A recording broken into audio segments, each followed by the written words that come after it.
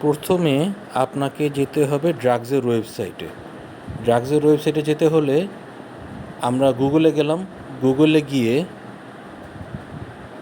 DGDA-তে যাব, যে সার্চ দিব।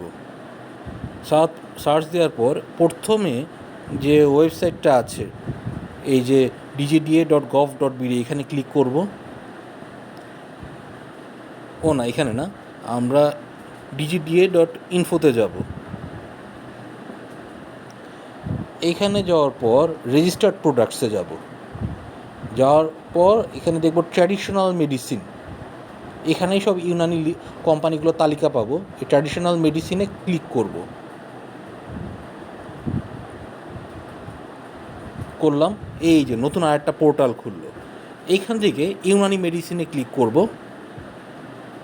ইউনানি মেডিসিনে ক্লিক করার পর আমরা স্ক্রল করে নিচে চলে আসব। এইখানে যে নিচে একদম শেষে কোম্পানি ইনফরমেশন, এইখানে ক্লিক করব। ক্লিক করলে আমরা দেখতে পাচ্ছি অনেকগুলো কোম্পানির তালিকা আসছে।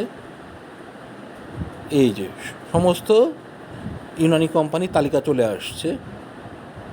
এই কোম্পানিগুলো কী অবস্থায় আছে সেগুলো আমরা পাশেই আমরা দেখতে পারবো। স্ট্যাটাস কোনগুলো হচ্ছে সক্রিয়, কোনগুলো সাসপেন্ডেড, সব দেখা যাচ্ছে। এখান থেকে আমরা নোবেল ল্যাবরেটরি খুঁজে বের করব। এই জন্য সার্চ দিতে হবে NABIN। এই যে লিস্টের 196 নম্বর তালিকায় আমরা পাচ্ছি নোবেল ল্যাবরেটরি লিমিটেড।